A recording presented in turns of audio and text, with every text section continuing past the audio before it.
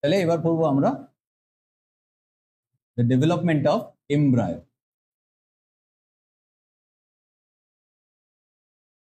And for the first time we will discuss about dicot.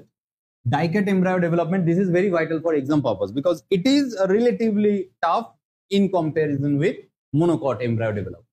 So give me some time.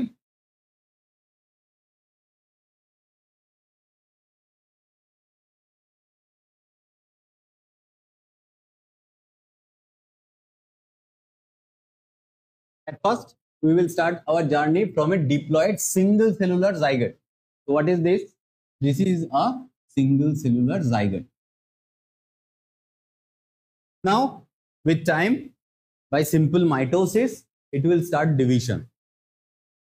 Imagine this is the very first division where the zygote, a single cellular structure, divide itself to form two cells. And thereafter, from these two cells, their fate become completely different. Sum of their part, that is, imagine in case it is the upper cell or upper part, become the basal cell or suspensor cell. Try to memorize the name of the cells, suspensor cell or basal cell. And this cell is known as terminal cell or apical cell or embryonal cell. All are correct alternative, embryonal cells. So what happens? At the beginning of the first mitosis of zygote, two cells produce. From this suspensor cell, the upper part of the embryo develops. Here, imagine this part represented in the blue is generally produced by suspensor. This region of the embryo is called as suspensor. Right? Now from suspensor, this particular region, two parts develops. One is hostorium. This upper part is known as hostorium.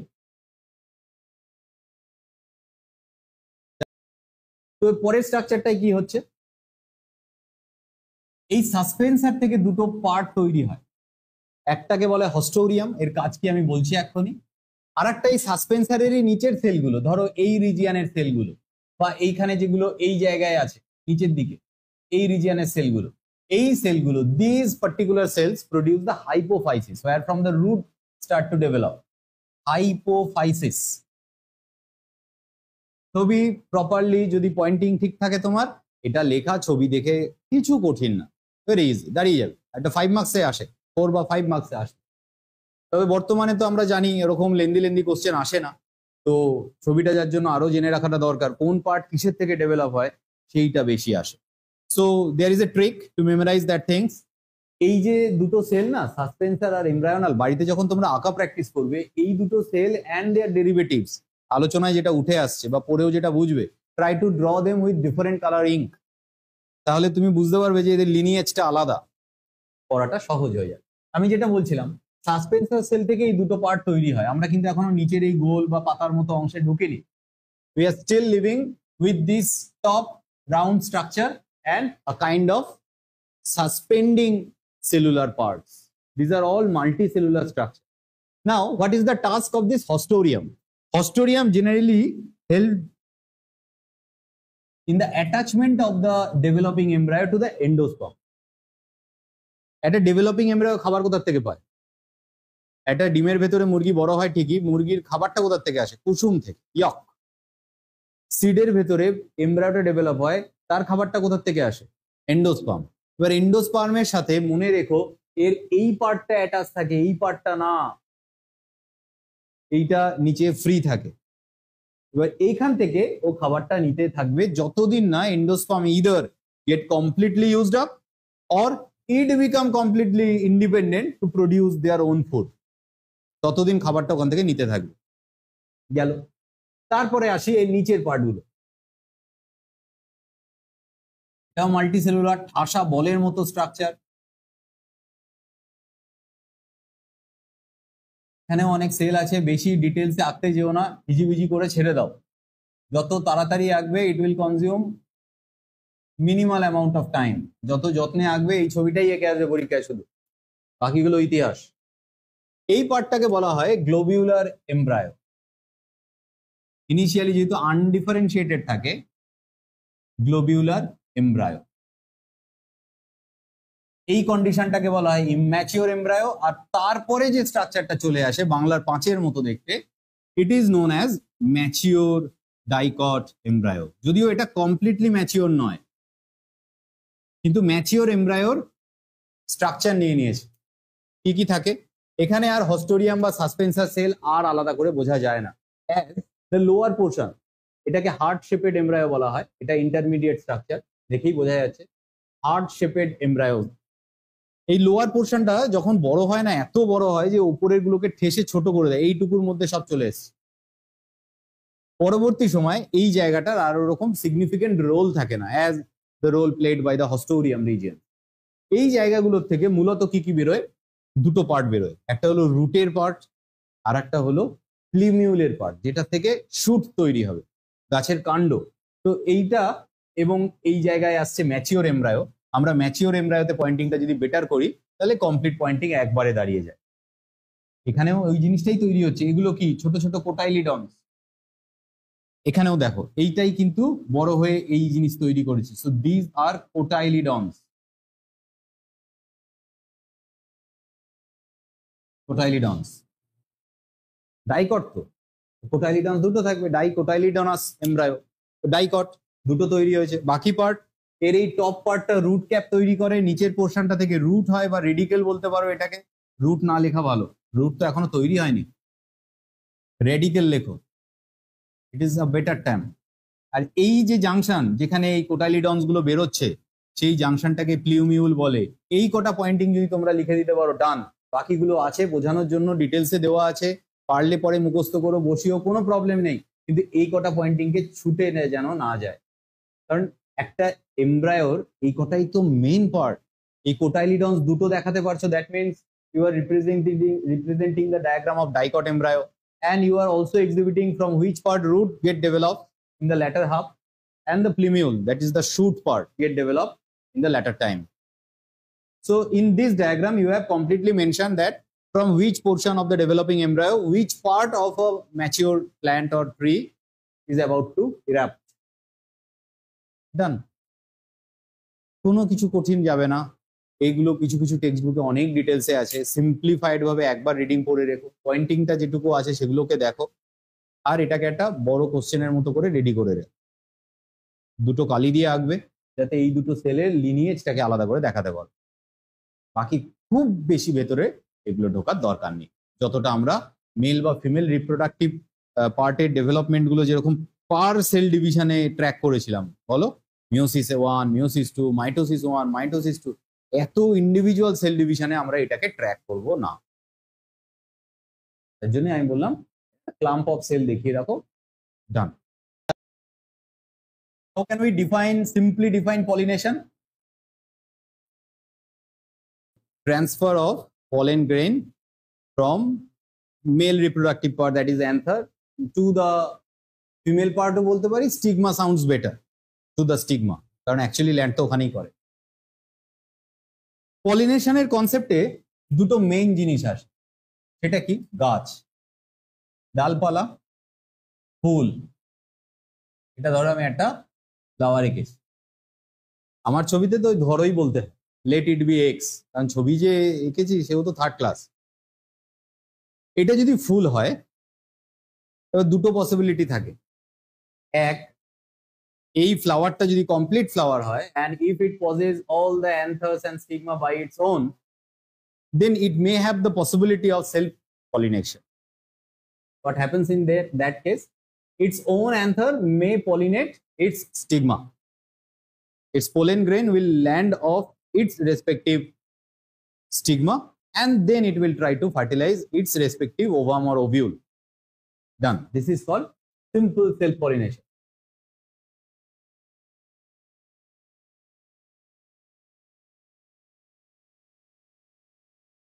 Self pollination. এটাই same আরেকটা গাছ, গাছ না, different গাছ, কিন্তু species এক। And now imagine the transfer of pollen grain from here and it is landing on the stigma of another flower of the same species, but landing on a different plant. Now, how can we relate this scenario, or which term can be used here? This is known as cross-pollination. So this is very simple definition. What new in it? So have we learned anything new in class 12? Yes, definitely there is. এইখানে যদি গাছটার একটা ফুল থাকে,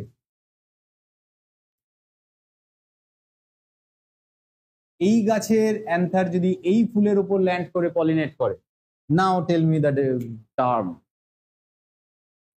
will it be considered or categorized under self pollination or cross pollination? First tell me that.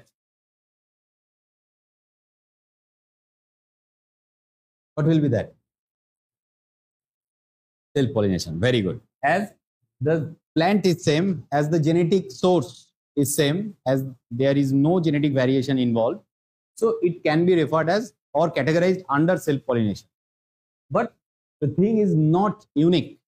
একদম যেটা নিজস্ব self pollination তার সাথে মিল খাচ্ছে না, এই জন্য we need to replace or use a similar but different term. এইটা এরই আন্ডারে তো ক্যাটাগরাইজ হয়, বাট এটাকে গেচিনোগ্যামি বলা হয়।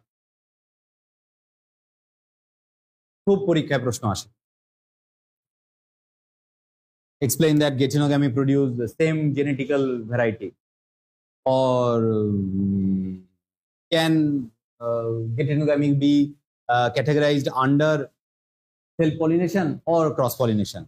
Which one do you think it should be placed? এটা কিন্তু এক্সপ্লেন করতে হবে। যদিও এই গেচিনোগ্যামি একটা টার্ম, এবার গেচিনোগ্যামি যদি টার্ম হিসেবে ইউজ হয়, এই ফুলের রেণু যদি এই ফুলেই ল্যান্ড করে তাহলে তারও তো টার্ম থাকা উচিত। গেচিনোগ্যামিও সেলফ পলিনেশনের আন্ডারেই তো পড়ছে, কিন্তু একটু ভ্যারাইটি কি, এই ফুল অন্য আর একটা ফুলের ওপর ল্যান্ড করছে। আর যদি এরি ফ্লাওয়ার, এরি অ্যান্থার, এরি সিগমায় ল্যান্ড করে, সেমের ওপর যদি ল্যান্ড করে, সেটাকে কি বলবে? যেটা এই ছবিতে বোঝানোর চেষ্টা করেছে, same flower same another landing on its own stigma, সেইটাকে বলা হয় অটোগ্যামি। অটোগ্যামি গেচিনোগ্যামি দুটো ক্যাটাগরি কার সেলফ পলিনেশন। এবার তো 12-এ উঠে আমরা নতুন জিনিস জানলাম, এটা তো মনে হয় 11-এ ছিল না, বা 9-10-এ যেখানেই পড়ে থাকি। চলো আরো কিছু জানি। ভারী অদ্ভুত চরিত্র সেলফ পলিনেশন সম্বন্ধে আমরা এখন আলোচনা করছি। কিছু ফ্লাওয়ার আছে যারা সবসময় ব্লুম হয়, ওপেন হয়, তাদেরকে বলা হয় সেলফ পলিনেশনের আন্ডারে যদি তারা পড়ে, তাদেরকে বলা হয়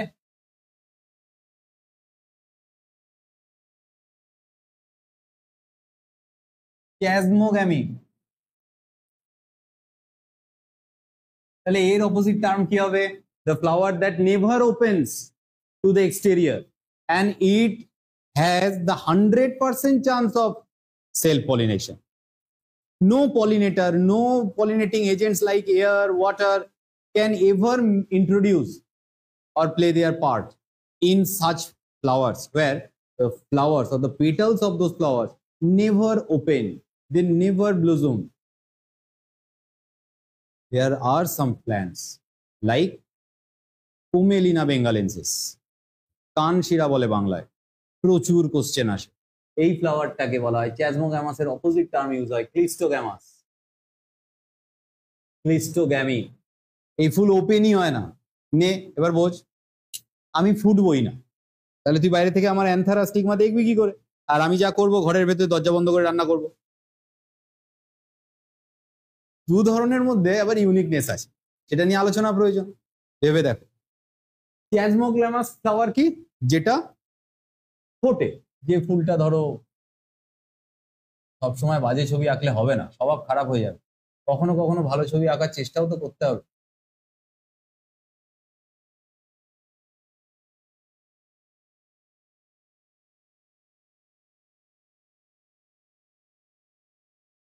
ধরো এই ফ্লাওয়ারটা ওপেন হয়েছে, and from external source we can visualize its anther and stigma. Such flower can be referred as chasmogamous flowers, and how we can simply draw a clistogamous flowers. Just try to draw a relatively larger buds of a flower. Try to imagine how a bud of a flower seems to appear. ফুলের কুড়ি কেমন দেখতে হয় সেটাই হবে, একটু বড় সাইজের হবে। ফুটবে না, এই ফুল তো ফুটবে না, তাহলে এর ভেতরে অ্যান্থার স্টিগমা যা থাকবে সেলফ পলিনেশন হবে। তাহলে এই ধরনের ফুল যারা হয় তাদের কি কখনো এইটা সম্ভব? আরে এটা ছাড়ো এইটাই হবে না, তার ক্ষেত্রে এটাও হবে না। তাহলে পরীক্ষায় যদি এরকম কোশ্চেন আসে, লেখো কোশ্চেনের লাইনটা, তোমরাও লেখো যারা অনলাইনে আছো। Can cleistogamous flower ever show or exhibit? Can cleistogamous flower ever exhibit geitonogamy? Explain. Geitonogamy or cross pollination, দুটোই লিখে দাও, একটুখানি দুটোই টাচ করে দিও, পরীক্ষায় যে কোনো একটা পার্ট আসবে।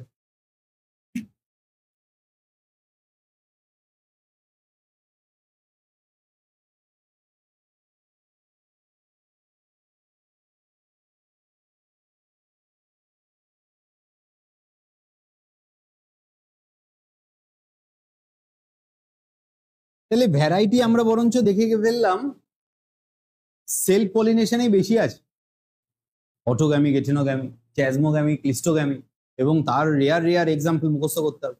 ক্রস পলিনেশনের টাইপস অত নেই, হ্যাঁ ক্রস পলিনেশনের মেকানিজম অনেক আলাদা, মেকানিজম প্রচুর আছে। ক্রস পলিনেশনে যেটা প্রধান প্রয়োজন সেটা হলো পলিনেটিং এজেন্টস। পলিনেশনটা ঘটাবে কি করে? কিছু তো দরকার, এই গাছ থেকে এই গাছে যাবে কি করে? ইনফ্যাক্ট পলিনেটিং এজেন্ট এতেও লাগে, লাগে কিনা বলো? একটা কুমড়ো গাছ লতানো হয়, পুরো মাটি ধরে ছড়িয়ে আছে, এখানে একটা ফিমেল ফুল ফুটেছে, এই দূরে একটা male flower. Now for pollination of this anther, if it wish to land on the stigma of the flower, they need to be traveled from here to there, and they need some helper, some vector, some traveler or agents. That may be air. If it is air, it will be termed as anemophilous flower. If it is water, then it will be termed as hydrophilous. If the agent is any insect, for example butterfly, honeybee, or anything else, it will be referred as entomophilous flowers. If it is a bird, বিগনোনিয়া বলে একটা গাছ আছে যেটা পাখিদের মাধ্যমেই pollinating হয়। এক্ষেত্রে তোমাদের কি করতে হবে বলো তো? লিস্ট ডাউন করো। বাড়িতে যেটা করবে তোমরা এই ক্রস পলিনেশন যখন করবে, ধরো অ্যানিমোফিলাস, নিমোফিলি লিখি আমি, হাইড্রোফিলি,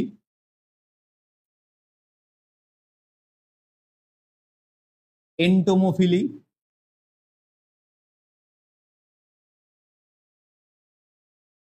অর্নিথোফিলি, এরকম ভাবে ক্যাটাগরাইজ করবে। আরো কয়েকটা পাবে, করবে, আমার বইতে কিছু এক্সট্রাও দেওয়া আছে, সেগুলোও করো। এই ক্যাটাগরি গুলো করে দুটো করে একটা করে এক্সাম্পল মুখস্থ করো, ডেফিনেশন মুখস্থ করো না, ডেফিনেশন তো আরামসে দাঁড়াবে। হ্যাঁ, টার্মটা শুধু জেনে নিও, ornithophily, pollination by birds, by insects, by water, by air, কিছু না কিছু হেল্প লাগে। ভারী অবাক কাণ্ড বলবো, আম গাছের পলিনেটিং এজেন্ট জানো কি? এর জন্যই তো গাছে বেশি পিঁপড়ে পাওয়া যায়। তার জন্য কি টার্ম ইউজ হয় দেখো, বইতে দেওয়া আছে। অ্যান্ট যখন পলিনেটিং এজেন্ট কোনো গাছের ক্ষেত্রে, দেখো তো কি টার্ম দিয়েছি আমি, কি লেখা আছে বইতে? খোঁজো, কোথাও না কোথাও আছে, ওখানেই আছে, আর্মিকোফিল। এইগুলো একটু কষ্ট করে মুখস্থ করো, একটা করে এক্সাম্পল আর এজেন্টটার নাম। তবে ক্যারেক্টার যদি দেয় কখনো, what will be the characteristics of any anemophilous flowering plants or flower itself? Can we make difference or draw differences between a hydrophilous flower and entomophilous flower? Yes, for sure. কিছু basic জিনিস বুঝে নাও, তাহলেই তোমরা এই difference বের করতে পারবে। কিরকম? ধরো এই দুটোর ক্ষেত্রে কোনো ইনসেক্ট, বার্ড বা কোনো অ্যানিমেলকে তো লাগছে না, তাহলে এই দুটোর ক্ষেত্রে কখনো তুমি ব্রাইট অ্যাট্রাক্টিং কালার, নেকটার, গন্ধ পাবে না, পাবে না। কি পেতে পারো? তুমি দেখবে অ্যানিমোফিলাস ফ্লাওয়ারের ক্ষেত্রে পোলেন গ্রেনস প্রচন্ড লাইট হবে, হালকা হতে হবে, ভাসবে না হাওয়ায়। সে বুড়ির চুল, সেই আমরা দেখেছি না, দেখবে সেই তুলোর মতো হাওয়ায় উড়ে বেড়ায়, আমরা ফু ফু দিয়ে ছোটবেলায় খেলতাম। ওটাও কিন্তু এক ধরনের পোলেন গ্রেনস, উড়ে বেড়াচ্ছে। এরকম অনেক সিডও আছে যেগুলো এয়ারে ভাসে এবং অনেক দূর অব্দিও যেতে পারে। ওরকম টাইপের অনেক পোলেন গ্রেনস আছে, very very lighter in weights. কিছু কিছু ক্ষেত্রে মডিফাইড থাকবে, উইংড লাইক স্ট্রাকচার থাকবে, ওই জন্য ওইটাতে ছিল ওরকম এমন একটা প্যারাশুটের মতো স্ট্রাকচার, যার ফলে ওটা ড্রপ করে না, অনেকক্ষণ ভেসে যেতে পারে। এই ফিচারগুলো অ্যানিমোফিলাস ফ্লাওয়ারে থাকবে। কার থাকবে? পোলেন গ্রেনের ফিচারটা থাকবে, স্টিগমান না। দূরে কে উড়ে যায়? Pollen grain. এখানে উড়ে যাবে কে? পুরো ওভারই উড়ে চলে যাবে নাকি? ভুল করো না, অনেক স্টুডেন্ট ভুল করে উত্তেজিত হয়ে এগ, ওভিউল এসবের ক্যারেক্টার লিখে দেয়। ক্যারেক্টারটা থাকবে পোলেন গ্রেনসে। বি কেয়ারফুল, পোলেন গ্রেনসে খুব হালকা হবে। এর ক্ষেত্রে এই পয়েন্টগুলো লিখতে পারো। This type of flower will never possess any nectar, sweet odour, bright colour, size of the flower doesn't matter here. খুব হালকা হয়। ভুট্টা গাছ, ভুট্টা গাছের টার্সেল গুলো যখন বেরোয় দেখবে সেই সুতোর মতো ঝুলছে ওপরে, কখনো দেখেছো কিনা জানি না, খুব হালকা হয়। তো ফু দেখবে যে পুরো উড়ে উড়ে উড়ে যাবে যদি একটু ফু দাও। টেসেলস বলে ওগুলোকে, টার্সেল না, আমি ভুল করে বলে ফেলেছি। এই এই এই ধরনের ফুলের ক্ষেত্রে কি হওয়া উচিত যারা জলের উপর ডিপেন্ড করে রেণুটাকে ছড়ানোর জন্য? বলো তো, গেস করো। অবশ্যই এদেরও কিন্তু মধু থাকবে না, গন্ধ থাকবে না, অ্যাট্রাকটিভ কালার দরকার নেই। কালার কাকে দেখাবে? জলকে দেখাবে। ও দেখবে কালার কার জন্য দরকার? কোনো ইনসেক্ট, পাখি, অন্য কোনো কিছুর জন্য দরকার, ঠিক কিনা? এই তো দেখো কতগুলো ক্যারেক্টার হয়ে গেল। কি কি নেই সেটাও তো ক্যারেক্টারিস্টিক্স, সেটার উপর দাঁড়িয়ে তুমি ডিফারেন্স ড্র করতে পারবে। এই ধরনের পোলেন গ্রেনসের আউটার কভারিং এ মিউসিলেজ থাকা উচিত, যাতে জলে ডুবে না যায়, ভাসতে পারে। তো কোনো ওয়াক্সি, মিউসিন, মিউসিলেজ এর কভারিং থাকবে। হ্যাঁ, জলে ফ্লোটিং এর জন্য এবল হবে, তো সেই রেসপেক্টে লাইট ওয়েটও হবে, হেভি হবে না এই পোলেন গ্রেনস গুলো। এরকম আরো কিছু অ্যাডিটিভ লিখে দেবে। দুটো আছে, দুটো নেই, 4টে পয়েন্ট হয়ে গেল। হ্যাঁ, প্লেস থাকতে হবে জলের উপরে। হ্যাঁ, কিছু কিছু ফ্লাওয়ার বিনিথ যায়, কখনো যায় না তা না, টাইডাল, ইন্টার টাইডাল টাইমে যায়। তবে হ্যাঁ, ম্যাক্সিমাম ফুলগুলো জলের বাইরে ফোটে, ঠিকই তাই। রেয়ার এক্সাম্পল আছে দু একটা যেগুলো জলের তলাতেই থাকে, সেক্ষেত্রে ওটা ভেসে ওঠে।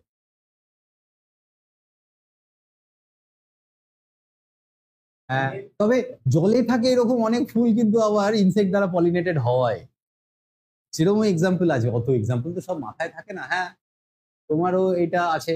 সেক্ষেত্রে তার এক্সটার্নাল মিডিয়াম হিসেবে ফুলটা ভেসে গেল, পরে অন্য কোনো পলিনেটিং এজেন্ট ওই রেণুটাকে ট্রান্সফার করে, এরকমও হয়। এন্টোমোফিলাস ফ্লাওয়ারিং প্ল্যান্ট, যদি ফুলটা কোনো মৌমাছি প্রজাপতির উপর ডিপেন্ডেন্ট হয়, তাহলে এর কি ক্যারেক্টার থাকা উচিত? কি কি স্টিগমা থাকবে? হ্যাঁ, থাকতে হবে। কারণ ওই প্রজাপতি, হানিবি যখন ওর উপর উড়বে, যাতে ওর ডানায় পায়ে লেগে থাকা অন্য ফুলের চট করে ওতে আটকে যায়, আঠা আঠা হবে। স্টিগমার টপটা স্টিকি হবে বেশি এদের থেকে। এদের কিন্তু অ্যাট্রাকটিভ কালার প্রয়োজন হতে পারে, নেকটারের প্রয়োজন হতে পারে। যদিও নেকটারের প্রয়োজন এর ক্ষেত্রে বেশি, অনেক বেশি, কারণ পাখি মৌমাছির থেকে বড় সাইজের, আর ওকে অ্যাট্রাক্ট করতে গেলে ওর কালারের থেকে ও মধুটাকে বেশি পছন্দ করে। হামিং বার্ডস, এরকম কিছু এক্সাম্পল। এরকম এটা একটা লিস্ট বানাও। ক্যারেক্টারিস্টিক্স প্রথমবারই করো না, প্রথমে এক্সাম্পল দিয়ে লিস্টটা বানাও। মুখস্থ হয়ে গেলে then move with the characteristics of individual types. দুটো করে আছে, দুটো করে নেই, এরকম ক্যারেক্টারিস্টিক্স দিয়ে 4টে পয়েন্ট দাঁড় করিয়ে দাও, তাহলেই হয়ে যাবে। তারপরেও কোনো পয়েন্টের যদি মিনিং না বোঝো, সামনের দিন আমরা আলোচনা করতে পারবো। ক্লিয়ার? এই জায়গাটা কিন্তু এমনি ইজি। ক্রস পলিনেশনে পলিনেটিং এজেন্ট ছাড়া আর সেরকম কিছু বোঝাতে হয় না। তবে একটা জিনিস খুব কোশ্চেন আসে, জানো, বড় কোশ্চেনে 3 to 4 মার্কসে আসে কোশ্চেনটা, mention some mechanism shown by flower that ensure cross pollination. So if the flower is bisexual, even in that scenario the flower will only exhibit cross pollination. এরকম কিছু বাইসেক্সুয়াল ফ্লাওয়ারের ক্ষেত্রেও মেকানিজম আছে। দেখো ক্রস পলিনেশনকে এনশিওর করতে যদি বলি, mention some mechanism that ensure cross pollination. তুমি একটা বলতেই পারো মোনোসিয়াস প্ল্যান্ট, কুমড়ো গাছ, ওই ফুলটা তো অ্যাটলিস্ট বাইসেক্সুয়াল নয়।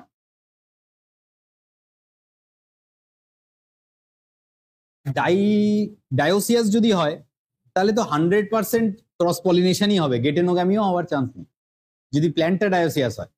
যেমন পেঁপে গাছ, খেজুর গাছ, মেল ফুল আর ফিমেল ফুলের জন্য আলাদা গাছ হয়, ডায়োসিয়াস প্ল্যান্টস। চলো জানি ক্রস পলিনেশন যদি কোনো গাছকে ইনশিওর করতে হয় তাহলে কি কি মেকানিজমের উপর গাছ বা ফুলটা ডিপেন্ড করে। তার আগে বলো তো ক্রস পলিনেশনকে কেন এত গুরুত্ব দিচ্ছি আমি? Genetic variation. If the plant or the species of the plant wish to survive for next many years, they need to bring different variation within it. Variation must. একটা মিথ আছে আমাদের অরিজিন নিয়ে, human probably originated from this individual and that girl. Somewhere they united in the forest and the entire race of the human origin. কোনোদিন হতে পারে না, হতেই পারে না। আমাদের ইভলিউশন কখনো দুজন শুরু করেনি, হতে পারে না। আমি সেই দুটি ব্যক্তির নাম বলছি না, সেটা আবার রিলিজিয়ানের সাথে অ্যাটাচ হয়ে যাবে, কিন্তু এটা মিথ, কখনো হতে পারে না। কেন বলো তো? ইনব্রিডিং ডিপ্রেশন আসবে। কারণ ভেবে দেখো, এদের সন্তানরা যদি আবার পরে বিয়ে করে তারা তো ভাই বোন হবে। কন্টিনিউয়াস ভাই বোনদের মধ্যে বিয়ে করার মেকানিজম যাতে বন্ধ হয়, সেই মেকানিজম নেচার করে রেখেছে, আমরা না। এটাকে জেনেটিক্সের ভাষায় ইনব্রিডিং ডিপ্রেশন বলে, আমরা পড়বো কিছুদিন পর। ওর জন্যই যে সমস্ত রেস বা আদিবাসীদের মধ্যে ছোট্ট গ্রামের মধ্যে বিবাহর পদ্ধতি চালু, যে আমরা অন্য শহরে যাই না, আমাদের অন্যদের মধ্যে বিয়ে নেই, তাদের অনেক জেনেটিক ডিজিজ বেশি দেখা যায়, মৃত্যুর হার ওই কারণে অনেক বেশি থাকে। গাছের ক্ষেত্রে আসি, গাছের ক্ষেত্রে এও তো চাইবে তার ভ্যারিয়েশন বাড়াতে। আমের গাছে নিশ্চয়ই কাঁঠাল হবে না, কিন্তু আমেরও ভ্যারিয়েশন আসবে। কোনো আম আমার খেয়ে মনে হলো এই হিমসাগর আমটা মিষ্টি, এই হিমসাগর আমটা টক, ভ্যারিয়েশন। এই হিমসাগর আমটা সাইজে ছোট, এর সাইজে বড়, ভ্যারিয়েশন। কারোর আমে আঁশ, যেটাকে ফলের পেরিকার্প বলে, আমের ক্ষেত্রে তো পেরিকার্প খাই, সিডটা ফেলে দিই, তো সেই আঁশ বা শাঁস অংশটা বেশি, কোনোটার বীজটা বেশি মোটা, ভ্যারিয়েশন। একই হিমসাগর আমি খাচ্ছ, কত ভ্যারিয়েশন ভাবো। গাছ সবসময় ভ্যারিয়েশন আনতে চায়, আমরাও চাই, to survive our race so that it can produce greater variation in its genetic combination and survive different kind of environmental stress in future. Possibility বাড়ানো, তার জন্য continuous self pollination is not good. ক্লিস্টোগ্যামাস তো খুবই খারাপ, এ তো 100% ensure করে autogamy হবে। তো এদের ক্ষেত্রে জেনেটিক ভ্যারিয়েশন খুব ন্যারো। এ আজ থেকে 20 বছর, 50 বছর, 100 বছর পর থাকবে কিনা গ্যারান্টি নেই, কিন্তু এইসব গাছের থাকার ক্ষমতা অনেক বেশি, কারণ এরা গেটিনোগ্যামি পারে, ক্রস পলিনেশনও পারে। আর যারা ক্রস পলিনেশন পারে তাদের সার্ভাইভাল রেট অনেক বেড়ে যায়। আর এইটাকে এনশিওর করার জন্য চলো জানি গাছ কি কি মেকানিজম নেয় যাতে ওরা বাধ্য হয় ক্রস পলিনেশনই যাতে হয়। তার মধ্যে একটা মেকানিজম হলো, any plant or any flower want to ensure cross pollination, first হতে পারে unisexuality. This is one of the many. Unisexual flower অনেকগুলো পদ্ধতির মধ্যে একটা পদ্ধতি বটে, সেটা মোনোসিয়াস হতে পারে, ডায়োসিয়াস হতে পারে। সেটা নিয়ে আমরা এক্সাম্পল পড়ে রাখলেই কাজ হয়ে যাবে। ইউনিসেক্সুয়াল ফ্লাওয়ারে কখনো সেলফ পলিনেশন হওয়ার চান্স থাকে না, ক্রস পলিনেশন হওয়ারই চান্স থাকে। এবার চলো আর একটা টার্ম জানি, ডাইকোগ্যামি।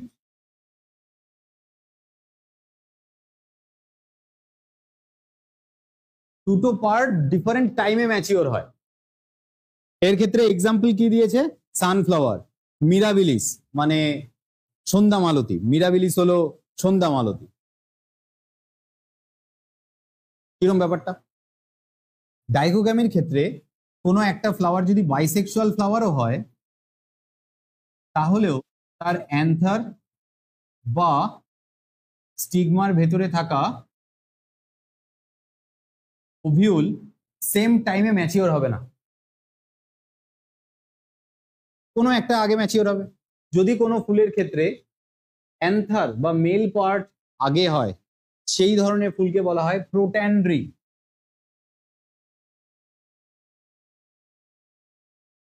অ্যান্ড্রি কথাটা অ্যান্ড্রেসিয়াম থেকে এসছে। আর যদি এই দুটো পার্টের মধ্যে ফিমেল পার্ট আগে হয়, মেল পার্ট পরে ম্যাচিওর হয়, তাহলে এটাকে বলা হয় প্রোটোগাইনি। গাইনেসিয়াম থেকে কথাটা এসছে, ফিমেল লিঙ্কড। ফুলের নাম আলাদা আলাদা করে তোমাদের মুখস্থ করতে হবে। এটা মনে হয় সানফ্লাওয়ার, এটা মনে হয় এটা সানফ্লাওয়ার, এটা মিরাবিলিস জ্বালাপা, তবুও একবার দেখে নিও। অর্থাৎ একই ফুলের মধ্যে দুটো পার্ট একসময় ম্যাচিওর না হওয়ার কারণে এই পোলেন গ্রেনসটা যদি কখনো আগে আগে ম্যাচিওর হয়ে এর উপরে ল্যান্ডও করে, তাও দেখো সেলফ পলিনেশন হবে না। ল্যান্ড করলো, পোলেন টিউব তৈরি করলো, কিন্তু এ তো রেডি নেই।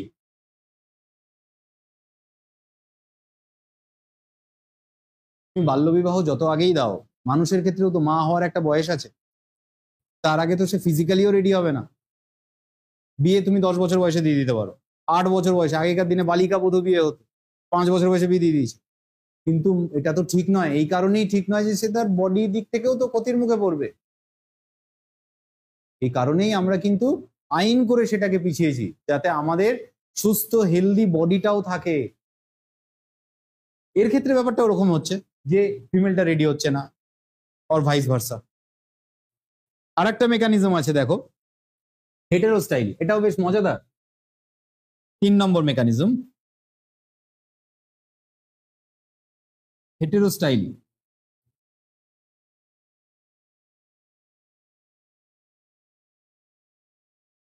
হেটেরোস্টাইলি এর অর্থ হলো, imagine this is stigma, this is the ovary, and surrounding it there are few stamens. But look at this diagram. Stamens on the top of the anther placed well beneath the stigma. So the height, it need to be placed here so that if the anther get matured, they can easily fall on the top of the stigma. But if it is not like the usual one, then this type of arrangement as found in different bisexual flowers is known as heterostyly. Means the length of the style is not equal with that of the stamen. Either it may be very reduced, so small, or it may be highly elongated structure. তার ফলেও chance তো কিছু তো reduce হলো। তোমরা তর্কের ক্ষেত্রে বলতেও পারো যে sir it doesn't inhibit the entire chance of self pollination. হ্যাঁ, হতে পারে, 50% হলেও তো কমলো বলো। কিছু তো মেকানিজম সে কারণেই তো লম্বা বেটে করেছে। এরকম বেশ কিছু মেকানিজম আছে। যেমন একটা ফুলের গাছ আছে, এই গাছটার নাম হলো ক্যালোট্রপিস। ক্যালোট্রপিসে একটা অদ্ভুত মেকানিজম দেখা যায়, স্টিগমার উপর একটা পার্ট থাকে ঢাকা। এই মেকানিজমটার নামই আলাদা, হার্কোগ্যামি। এটা কেবল এই একটা দুটো গাছেই পাওয়া যায়। ক্যালোট্রপিস আকন্দ ফুল, আকন্দ ফুল দেখবে হাতে নিয়ে। ওই যে ফুলটাকে ছাড়ানোটা ডিফিকাল্ট, ওর পেটালস গুলো ইউনাইটেড থাকে শুরুর দিকে, যখন ছাড়াবে দেখবে ওর এই পার্টটা, স্টিগমার পার্টটা বা স্টাইলি, এটা ইজিলি এক্সপোজ নয়, তোমায় কিছু একটা ছিঁড়তে হবে। যেমন আমরা অপরাজিতা ফুল, কিছু কি যেন ওর সাইন্টিফিক নেম, ক্লিটোরিয়া এসপি, ওটা আমরা পেটালস গুলোকে ছিঁড়ে ছিঁড়ে ভেতরে যেতে হয়েছে। কিন্তু একদম ছোট্ট যেটা থাকে সেটা কিন্তু একদম ঢেকে রাখে। ওই লাস্টেরটাকে না ছিঁড়লে তুমি গাইনেসিয়াম অ্যান্ডেসিয়াম কিছু পাবে না। তো এই আকন্দ ফুলের ক্ষেত্রে দেখবে ক্যালোট্রপিস, ওরও ওই রকম একটা ফ্ল্যাপ লাইক স্ট্রাকচার, ওদের এই স্টিগমার ওপর ওই স্ট্রাকচারটা ঢেকে রাখে একদম গায়ের জোর। ওটা কেবলমাত্র ইনসেক্ট দ্বারাই পলিনেটেড হয়। এর পোলেন গ্রেনে পলিনেটেড চান্স ভেরি নেগলিজেবল, মানে 5-10%। এই বিভিন্ন মেকানিজম দিয়ে গাছ একটা জিনিসই চেষ্টা করছে, to reduce the chance of self pollination. and to ensure the chance of এরকম আরো মনে হয় আরো কিছু এক্সট্রা কিছু টাইপস আছে, এরকম 5টা 6টা একটু পড়ে যেও। মেইনলি তোমার লাগবে আবার সেই বলছি এই চ্যাপ্টারটা একটু বেশি এদিকে জোর দিচ্ছে এক্সাম্পল, এই জিনিসগুলো একটু এক্সাম্পল বেশি মনে রাখা একটু টাফ, আমি জানি আমারও মনে থাকে না, তো এইগুলো একটু টেবিল বানাতে হবে, একটু বারবার রিভিশন দিতে হবে, পরীক্ষার আগে একদম রাট্টা মেরে যেতে হবে। এই জায়গা থেকে ম্যাক্সিমাম এরকমই কোশ্চেন নিতেও আসে, কোশ্চেন ফ্ল্যাট থাকে, এক্সাম্পল গুলো টাফ হয়ে দাঁড়ায়। তো আমার স্টাডি মেটেরিয়াল আর একটা যে কোনো টেক্সট বুক পাশে নাও, এই দুটোতে যে স্টক অফ এক্সাম্পল হবে তার বাইরে প্লিজ যেও না, সামলাতে পারবে না নিজেকে, এত এক্সাম্পল হয়ে দাঁড়াবে at the end of the chapter.